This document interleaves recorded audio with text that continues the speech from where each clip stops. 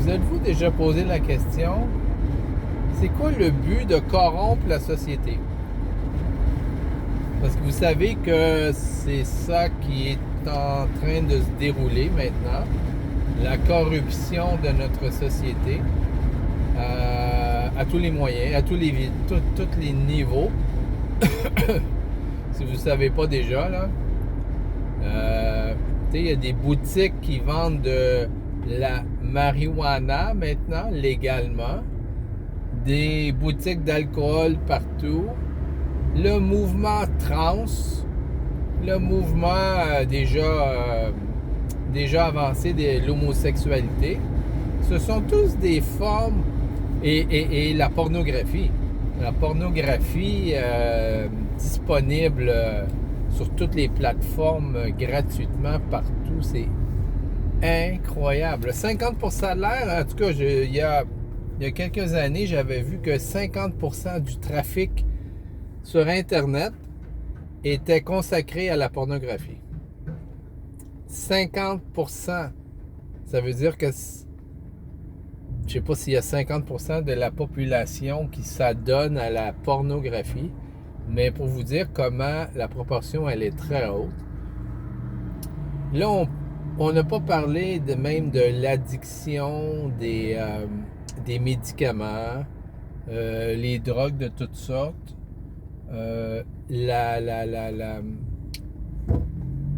comment est-ce qu'on appelle ça, les gens qui couchent à gauche puis à droite, les jeunes aujourd'hui, la sexualité, les jeunes perdent leur virginité à 10, 12, 15 ans.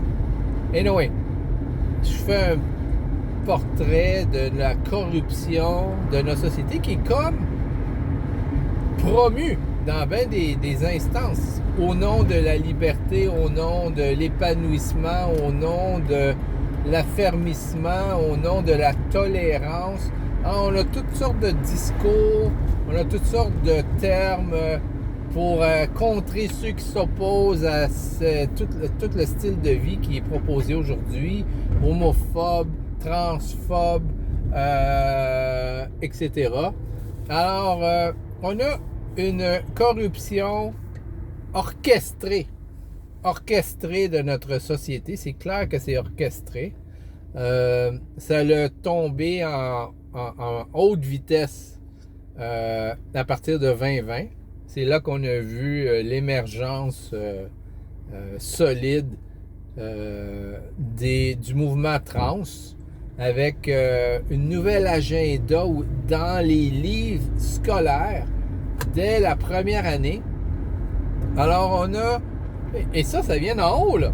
Alors c'est orchestré, là. C'est orchestré. Et quel est le but de tout ça? Quel est le but de corrompre une société? Et moi, je vais vous dire qu'est-ce que je pense. Que le but de la corruption, c'est affaiblir le caractère d'un individu. Voyez-vous, quand que vous vous adonnez à une forme de corruption, de perversion, de quelque chose d'immoral, vous perdez votre autorité morale. Et quand vous perdez votre autorité morale, vous ne pouvez plus vous exprimer, vous affirmer, de mettre un pied à terre et dire « ça, je n'accepte pas ça. Ça va trop loin. Ça, il faut que ça change. » Voyez-vous? Surtout côté des hommes. Quand votre caractère est compromis, vous n'avez plus de puissance. Vous n'avez plus de puissance. Vous devenez impuissant. Et qu'est-ce qui est plus facile à contrôler? Une population puissante ou une population impuissante? Et voilà. Alors, le but de corrompre une société, c'est de pouvoir les manier plus facilement, de pouvoir les manipuler plus facilement. Alors, c'est pourquoi qu'il est très important de se tenir loin de la corruption. Et c'est par le sang de Jésus, pour ceux qui ne le savent pas, qu'on est purifié de tous nos péchés, pas pour retourner dans le bourbier, mais pour partir à zéro. Alors, si vous êtes dans une de ces paramètres de corruption, je vous invite à vous tourner vers Christ, lui demander pardon, lui demander de vous sortir de ce bourbier-là et de vous donner une nouvelle vie. Une nouvelle vie, de mettre vos pieds sur du solide et de cesser de naviguer dans la boue et dans vous savez quoi.